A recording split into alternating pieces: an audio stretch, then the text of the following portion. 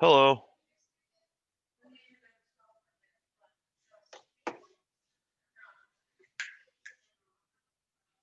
Oop, there's the unmute button. Good morning, Dan. How are you doing today? I'm doing good. How about yourself? Pretty well myself, thank you. It's good. It's good. Oh yeah, it's great to see so many teams in here too. Oh yeah. It's beautiful out today too. I don't know where you're located, but Oh yeah, I'm up in Flagstaff. It's nice, bright, clear skies. So nice. You got snow up there right now, or? no, we had snow a couple weeks ago, but it already all melted. Oh, did it? Okay. Yeah, I'm in Gilbert. Nice. So yeah, it's so I've been enjoying it. This is what, in the low 70s right there? Yeah, right now, it's been around in the 70s. So Nice. just depending. Actually, yesterday was a little warmer, but it wasn't too bad. So, but I don't mind the cold mornings. I love it. I'm originally from Chicago, so Nice. the cold mornings kind of remind me back in the Midwest.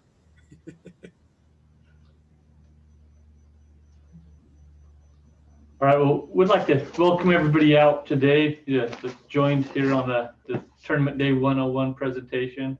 I'm sure the coaches and have a lot of questions out there. So we're going to kind of go through today a little bit about what to expect for the tournament this year, some things to do to be prepared with, and then there'll be some more details coming from the tournament directors for your specific tournament. But just to kind of introduce ourselves, I'm Russ Harris, and this is Daja Harris, and we have been coaching in FLL for about 11 years now, a team called the Lugnuts. And then we also coach the Plasma Robotics and FRC Robotics team. So we're going to kind of jump in to a presentation here now. And at the end, we'll have plenty of time for questions and answers to hopefully answer any questions you guys might have. I also like to thank some of the others here in the room, Plasma members that are here helping us to put this on today. And I thank Zach and Laura for helping facilitate this. Okay, we've been, our experiences, we've been coaches for FLL since, I don't know, I think this is our 12th or 13th year. We've been coaches for Plasma Robotics for seven years. So we've also been helping to put on tournaments as tournament directors and other volunteers for the last 7 years. We've had experience as a coach with our own team. We've had experience with being tournament directors, volunteer coordinators, judge advisors, all sorts of things. So we're hoping to kind of give you an overview from all different perspectives on the tournaments. So Plasma Robotics has been putting on the Mesa tournament since I believe 2011, I think. So anyways, regional competitions. This year is a little different. We'll be putting on all tournaments virtually. So I know a lot of people have questions about how that works. Hopefully we'll be answering at least some of those. And then your tournament directors will give you more detailed instructions on how that's going to work. This year tournaments are going to last kind of about a week. So you need to be prepared about a week ahead of time to start doing things. Judging and then closing ceremonies will be on the day of your tournament. So that's what's the day that you signed up, that's what you'll be doing that day, but you'll be doing some other things before that. So there's 12 to 25 teams per tournament. It depends on which tournament you picked. You will still compete with your robot 3 times at least, and you will be judged in 3 separate areas: core values, technical robot, and innovation project. So pretty similar there, but those are the 3 areas that you need to be ready to be judged on the Saturday of your tournament. So robot competitions, there will be 1 optional practice round and 3 official competition rounds. The highest score wins the robot rounds, and your top score is how you rank. So if you have a really good score and a not so great score, the really good score is how you're going to be ranked, and that's how your robot round ranking will go. You will be recording videos of your robot rounds this year. So you will not be coming to the tournament. You will be doing them at home or wherever your table is, and then submitting them to a Google folder that your tournament directors will have for you to submit them to. So we'll go into more detail about some of these in a little bit. Know your team number, as always, because you're going to be called and referred to by your team number. So make sure that your team knows their team number. Okay, robot round submissions. I think this is where a lot of people have questions. You're going to be recording your robot rounds during the week leading up to the tournament. And then you submit them to a Google folder and the referees will score them and we'll have those rankings kind of going so that we can judge on Saturday. You will have one practice round. It is optional, but it's a very good idea to try and do it if you can. You will submit it at the beginning of the tournament week. We'll have a sample schedule, but it'll probably be like that first Saturday or Sunday you submit it, and then you can get feedback from the judge, from the referees. So you can see if you're doing it right, if there's something that you need to fix, and kind of get some feedback on how it's going before you do your 3 official rounds. So it's a good idea to try and submit to the practice round, but be ready to have it early because you'll need that at the beginning of the week. But it's not a judged round. It doesn't count on your official ranking. So it's more just for practice to make sure you understand how to do the videos and how the game's played. So if there's any issues, you can get that worked out before. If some of the referees may give you pointers on how to film it better for be able to see the models better so that they can score them correctly. That's kind of the feedback that'll be helpful to you as you actually film your official rounds. Okay. And then the 3 official robot rounds will need to be submitted at least a couple of days before that Saturday tournament date. So watch deadlines. Your tournament directors should reach out to you with a schedule and deadlines. So, but be aware that you're going to have those robot rounds done before the day of the tournament.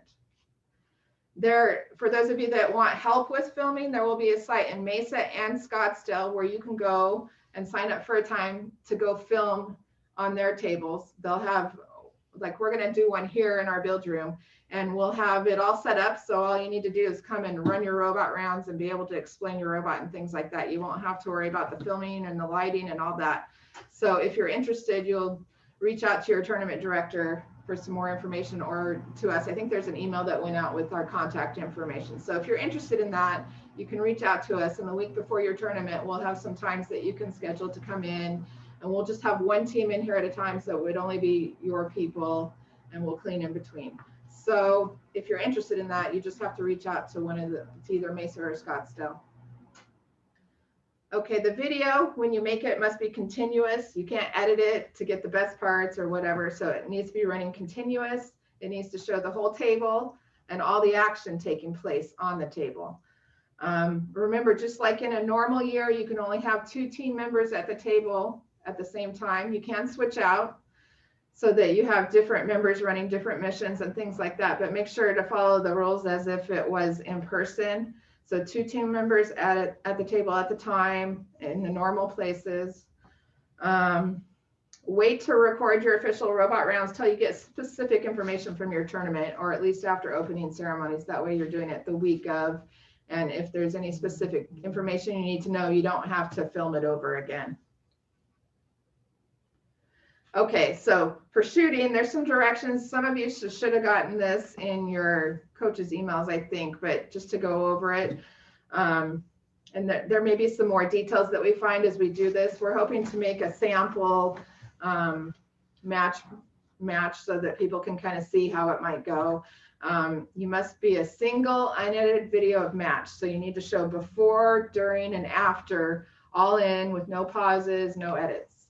Before the match, you need to show your robot and the equipment. So show us the robot and what you have on it and your attachments. Point out the motors. You can't have more than 4 motors, so show the camera where your motors are so you can verify that. Then you need to show if your robot fits in the small inspection area, and use a ruler to show the height. So get a ruler and just show that it's under that 12-inch starting point. And then if you have an innovation project model for that MO1, you can show it, you can explain it if you want to explain it, show it so that the referees can see what it is. And then during the match, you have to show the whole field and all of home for the entire match so that you can get an overview. You should just set up the camera and leave it steady for the whole match. Provide verbal countdown to start the match. So 3, 2, 1, Lego, and then go. Think about where people are standing as you set up your camera so that the people won't be moving in front of the camera at all. If you set it up at the far end, it probably works pretty good, but that's something that you can practice a few times.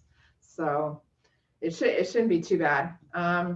you won't have all the volunteers and the referees in the way. So you should have more angles to shoot at than we usually have.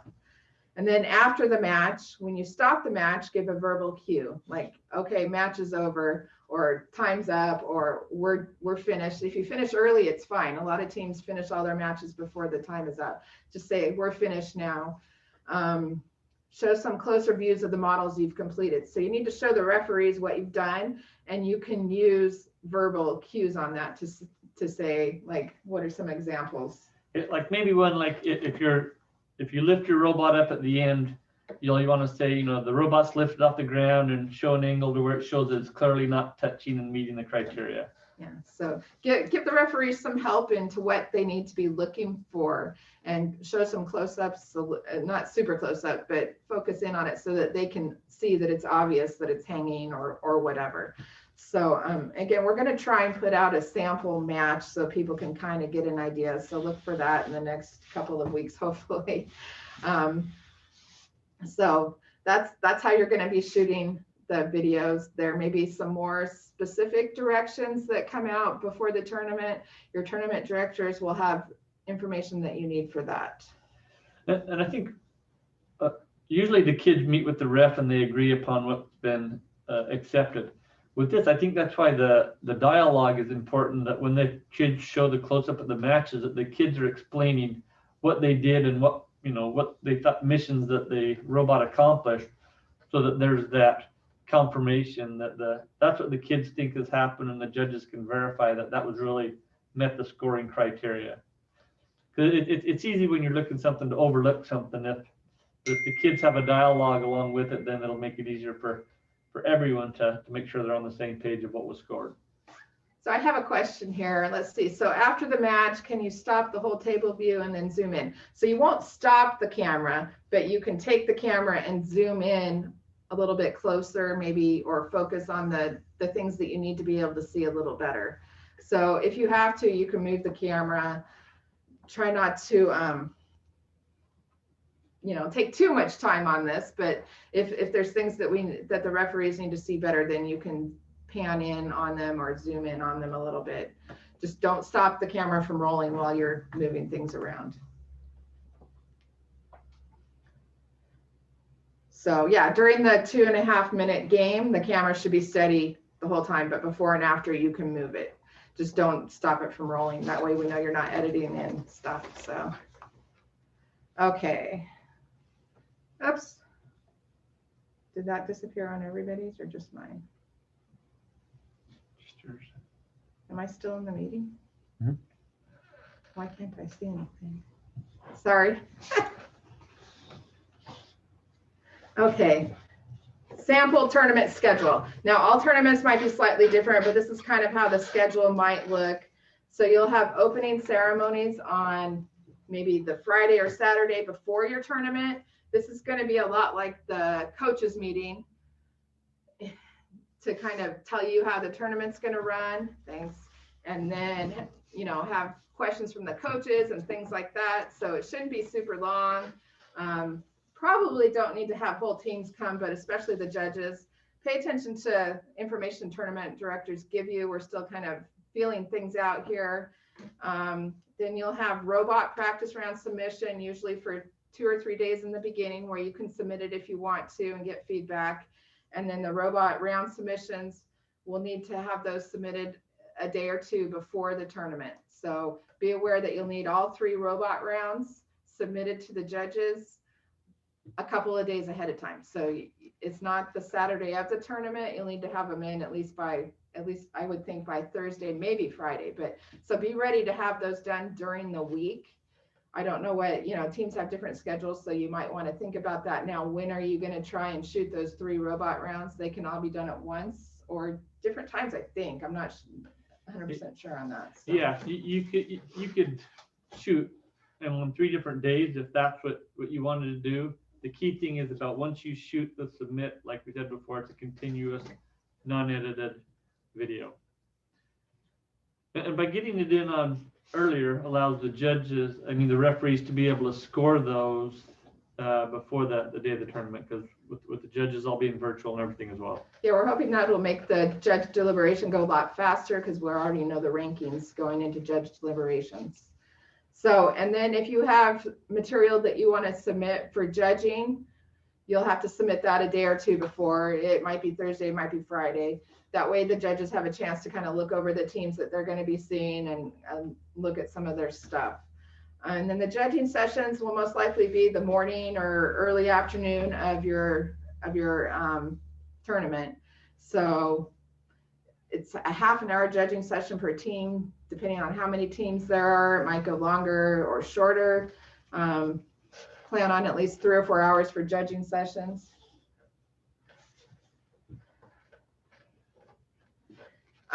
You can shoot robot rounds some competition maybe before, but I suggest not doing it until after you've at least heard from your tournament directors, because there may be specific things you have to do, so you may have to reshoot them anyways. On a normal tournament, you would have to do your robot rounds during the tournament, so we'd kind of like to have the team shooting their 3 rounds during that tournament week if they can. Now, if there's circumstances where you can't, then that's fine, we can work around that.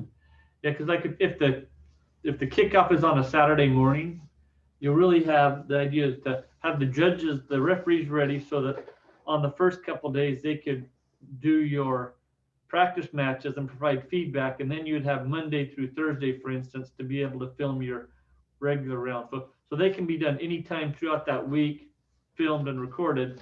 But that way the referees are set aside to be able to provide the feedback on your practice rounds, and then you can lead into the formal filming of your robot rounds. Yeah, I said it's suggested that you get the feedback from the practice round before you do your others. It may not work out for some teams. We'll work with you, but that way you make sure that you're doing it right, that you know that you have it all in the proper format, all that kind of stuff. So, and then as far as seeing the other teams, it depends on the tournament. For ours, we're planning on showing the robot rounds so that you can watch all the robot rounds for all the teams, so that you still have that same competition experience of being able to see what all the robots are doing. That's a lot of fun. I like seeing the different ways that the different teams solve the challenges. So we're hoping to still do that. I think most tournaments are trying to find some way to show the robot rounds, at least some of them. So hopefully you'll get to watch, and you possibly even watch other tournaments you don't go to. I know sometimes we do that too. So, oh, I thought you had something to say. So, so then closing ceremonies will be after judging on the day of your tournament, just like normal. That's where you'll learn who got what award. There'll probably be something with who the teams are. We're hoping to build up the robot rounds and then end in the closing ceremony. So watch for information about that from your tournament directors. Okay. So judging sessions. Judging sessions are also a lot different this year. We are going to be doing judging sessions over Zoom. So hopefully these kids have some practice in Zoom here. If not, you may want to practice in Zoom or WebEx or something like that with them so that they have a little bit of experience. I know a lot of kids are doing things like that for school, so they're probably better at it than we are. Teams will have an assigned time to meet on Zoom the day of the tournament for your judging session. So if judging goes from 10 to 2, you might have your assigned time be at like 11:10 or 11:15 or 12 o'clock. So plan to be in your Zoom room at least 10 minutes before. They'll send you a Zoom link and there'll be a main room. Try and be in there 10 minutes ahead of time so that we can move everybody to their judging sessions on time, so that judging can run on time, so that we'll be ready for the award ceremony on time. So try and be in that Zoom room 10 minutes ahead of time. You can log in on Zoom all together as a team at one location if you want, or each individual member can log on and you can meet together that way. It's whatever works better for your team. So let's see, when logging in, if you can, please log in with your name followed by team number. So for example, Sam 2403, so that we can keep all the teams together. When there's teams meeting in the Zoom room, sometimes it gets confusing as to where they'll be. because we'll have three or four sets of judging rooms running at the same time probably. So we'll need to get all the people into the right breakout rooms at the same time. So if you can put your team number, if you're meeting all together, put your team name followed by number. That way we can keep those teams straight, get everybody to where they need to go the most efficiently. You will need one adult coach to be in the Zoom meeting with the team. So make sure you have one adult that's going to meet with the team that day and go into the judging rooms on Zoom. The coach is just an observer. You will not be talking or guiding the team. You'll just be observed. So make sure that the team is still participating independently. Okay. Let's see. You'll submit your documentation that you might have ahead of time. So to Google Drive. So if you have stuff you want to submit for your innovation project, or if you want to submit your programming for the robot judging, you'll submit that ahead of time to Google Drive so that the coaches can, or the judges can then pull that up the day of the tournament and have that in with them. Make sure everyone knows their team number. Again, this is how you're going to be called and organized. So you'll need to know that through the whole tournament. So I know the numbers are crazy long now. Try and keep them straight so you know who is who. We're going to try and keep them straight. We're going to go through the judging flow in just a minute. So we'll talk about that in just a minute.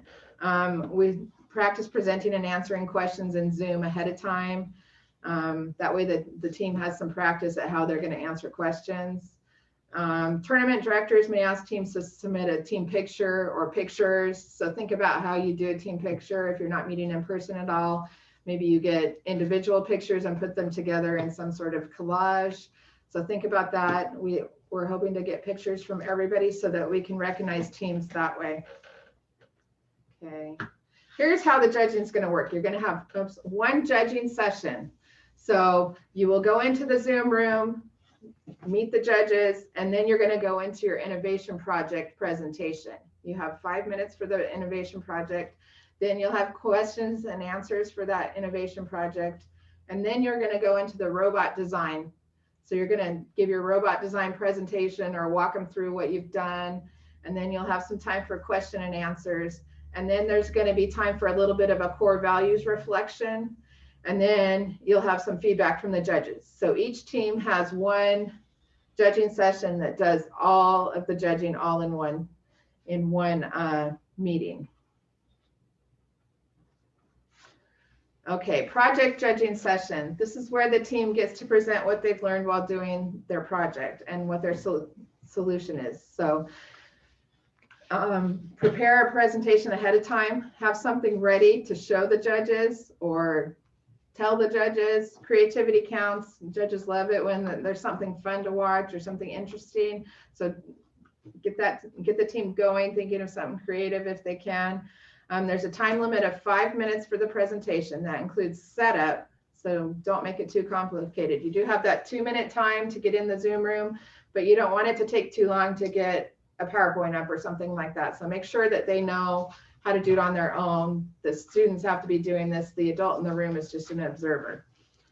So, and as with technology, make sure to have a backup plan. You can use PowerPoints or other digital presentations and things like that, but make sure if it's not working, the kids have a backup plan so they can just go into telling about their presentation without that PowerPoint.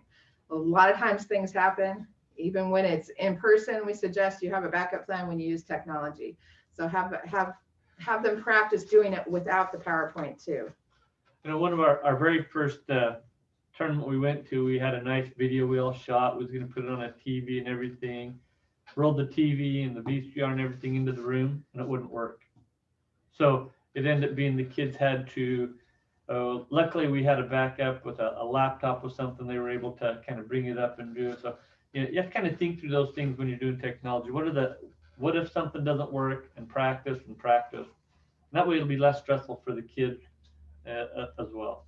And the judges know that things happen too, so they'll give them a little bit of leeway there, but have them kind of practice. What happens if the PowerPoint doesn't come up? What will you guys do? That way they're not thrown if it doesn't work.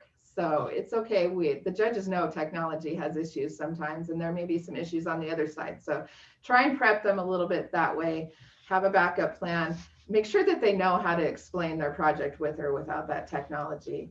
And then as normal, every year you need to make sure that you identify a problem that you are solving and are clear about what your solution is. So every team needs a problem that they are solving and what their solution is. So that's one of the major things you need to make sure you explain in that project judging.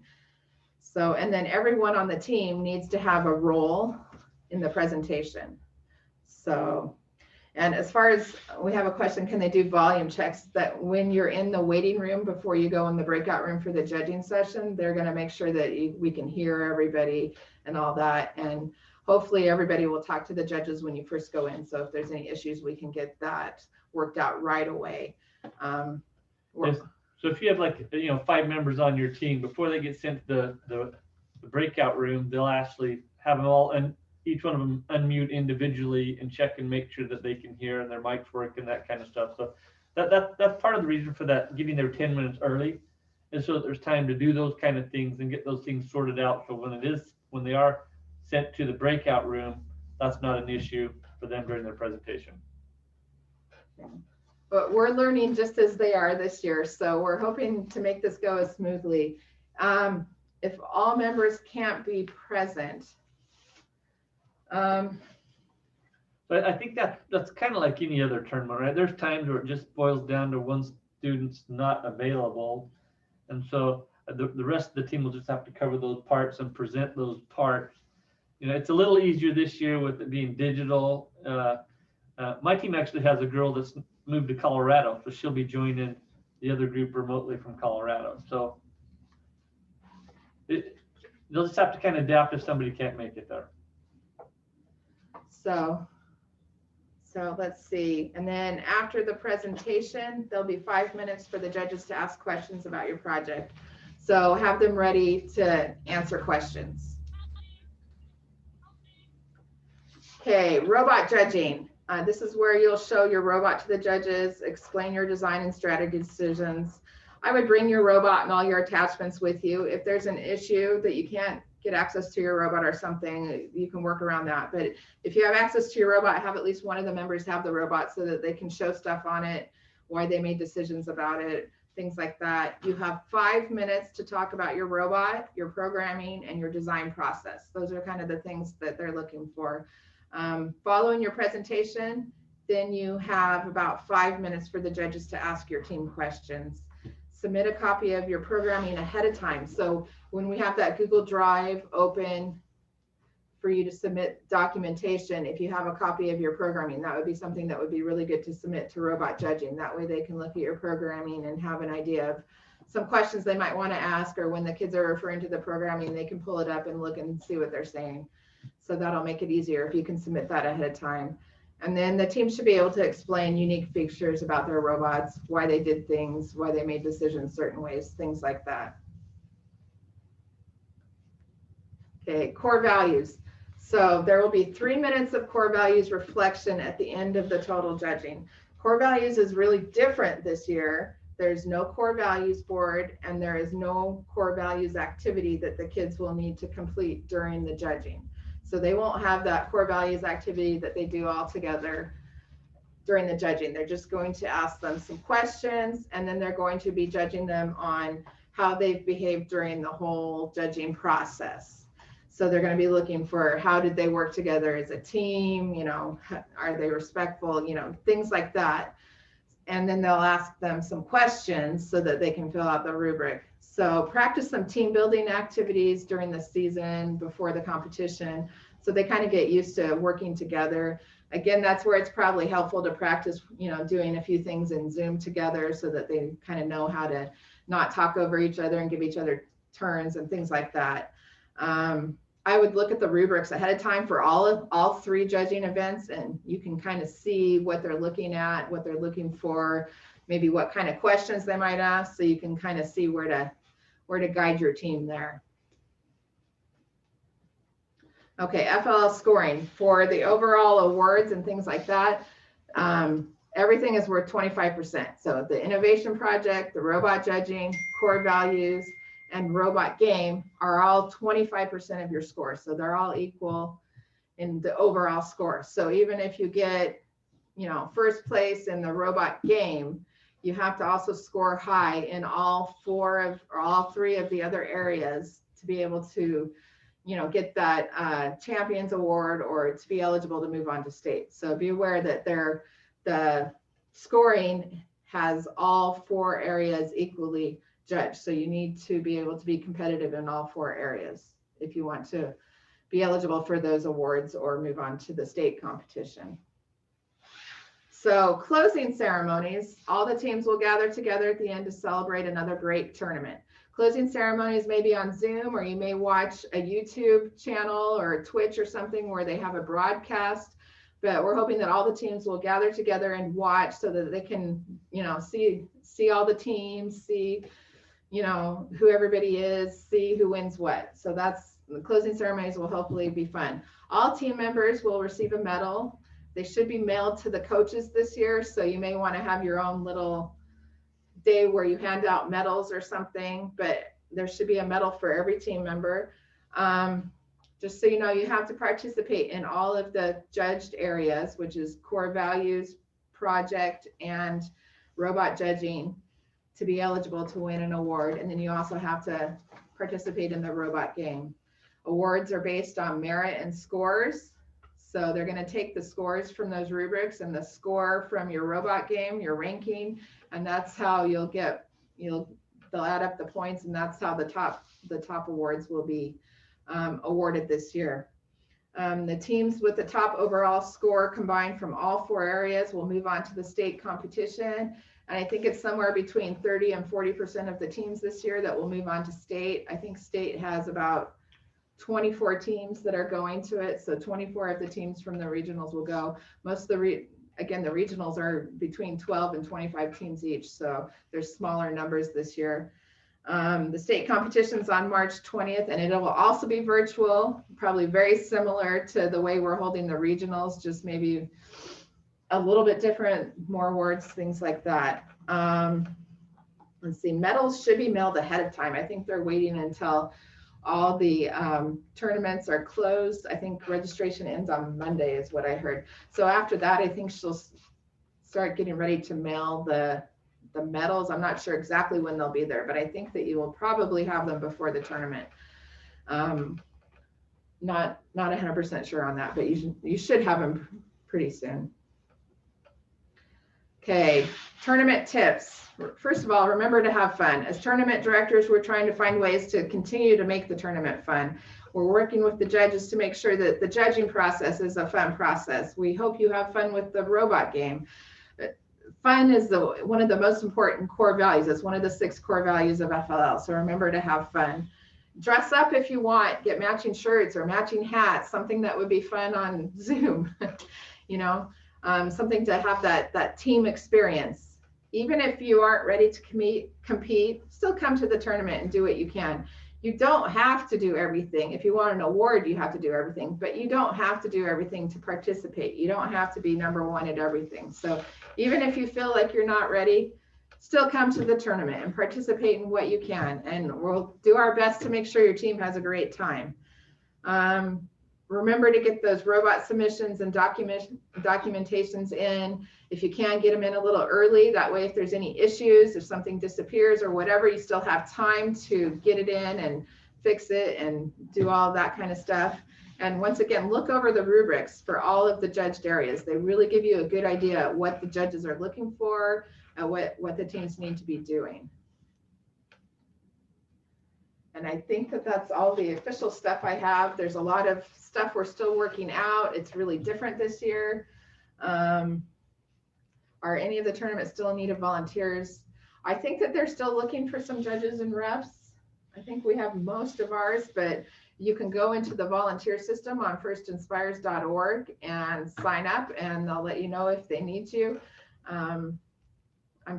We're always glad to have volunteers. So if you're interested, being a volunteer is a good way to understand the other side of the process too. So is there a list of documents that the teams will need to upload? Right now, I don't think we have required documents necessarily. I suggest uploading your robot programming. And if you have stuff for your innovation project, and if you have documentation there that you would like to upload, you can, but you don't have to. For our tournament, we're going to have a team information sheet along with a picture that we're going to ask you to upload to a Google Drive. So those are some of the kind of things. Your tournament directors may have more specific things. I think the main thing that you have to submit that's required is your robot round. Yeah, make sure you get those robot rounds in before the tournament. If there are more documents that we find out that you need, your tournament directors should let you know. This PowerPoint slide is being recorded and it will be on the Arizona FLL website somewhere where they put their videos. So you should be able to get it from there. Are there any other questions that people have? Robot game.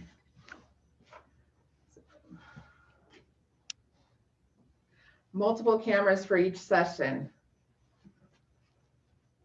So yeah, I think the tricky part of multiple cameras is to guarantee that it's a single shot if you've got multiple cameras. So I think that's the tricky part with that. I think, you know, to make life easier for the people looking at it, it's probably easier if you have one camera and you just move the camera to be able to do that.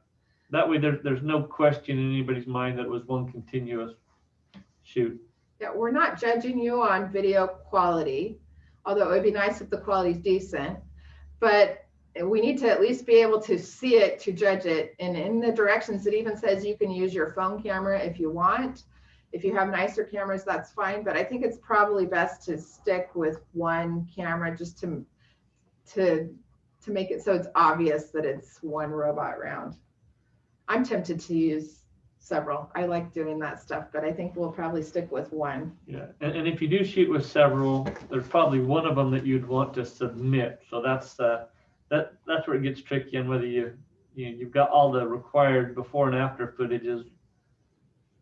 So virtual pits, I've heard that maybe there's a way to set up some virtual pits. We'll have to look into that, and we'll try it with our tournament. Maybe we'll see if maybe there's a way we can do something like that where you guys can the teams can connect with each other. So we'll look into that and see if we can make it work. If we can make it work, then maybe they'll do it the others too. So that sounds like fun. I think it is fun for the teams to get to see what everybody else does. So maybe we can share some stuff that way in a virtual pit. Remember that. I signed a plasma member to do that, so let's hope it gets done. So we're looking into that. We're really trying to make this a fun tournament. It's going to be a different tournament, but we're hoping that teams still have a good experience and still get to do all the things they would normally do, just in a different way. Are there any of the messages in the chat that we missed? That some of them were coming in pretty quick. There may be some that we missed, or if somebody wants to, you know, unmute and ask the question personally, they can too. So just want to make sure we give everybody opportunity, because if we can't ask them, Zach and Laura that's on, they may be able to ask, or somebody else on the group too. So don't hesitate to ask any questions you have. One thing this is Laura. One thing that I heard you guys just talking about that I wanted to add was that I am waiting for Daja. I heard you talking about the medals, and I just wanted to add that I'm just waiting for them. They should be on their way from New Hampshire, and then I will package them up and send them out. So hopefully you have them before the tournament. It just depends. Mail services have been very tricky for us. I know they're kind of overwhelmed. So I will package them up as soon as I receive them. So great. So most of you should probably have medals before your tournament, especially if you're that second. It depends on the mail. I know there's been a few storms lately too, so I've had a few things come late. But so you'll have your medals pretty soon, it sounds like, which will be great.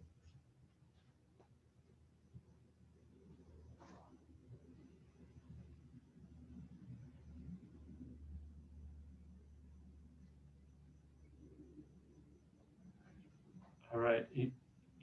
Any additional questions people have out there?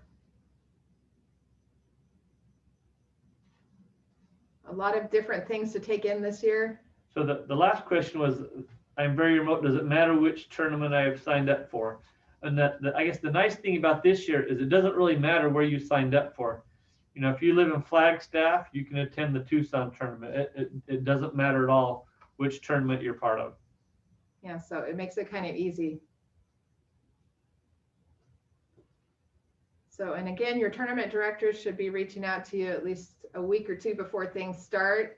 We're just waiting for the numbers to kind of finalize, and then we'll start reaching out to you for the Mesa tournament. For those lucky ones that get to come with us and be the first one. So. Yeah, and we love FLL, and we love seeing what the other kids are doing and be part of this. So we look forward to seeing the innovative and creative things that the kids here in our community have come up with. So, and we appreciate the coaches for all the time that they put into it to help and make it happen for these kids too. Yes, there will be a separate kickoff event for each tournament. So there'll be an opening ceremonies, which again will probably be more like the coaches meeting at a regular tournament, where we'll have the coaches come, we'll tell you what's going on, we'll reaffirm all the deadlines and the schedule, and we'll answer questions for the coaches. So that'll happen for every single tournament. So, and your tournament directors should reach out to you at least a week before that to make sure that you know what time and where, and it'll be over Zoom most likely that you'll have that opening ceremony. So that will kind of kick off, okay, now it's time to get busy doing those robot rounds and getting your stuff in. And then the tournament will be about a week later, where you'll have your judging, and then you'll have the closing ceremonies where everybody finds out the results and hopefully gets to see some stuff from the teams. So it's kind of, in some ways, instead of having one day where they celebrate their efforts, there's a whole week-long celebration that the kids are taking part in.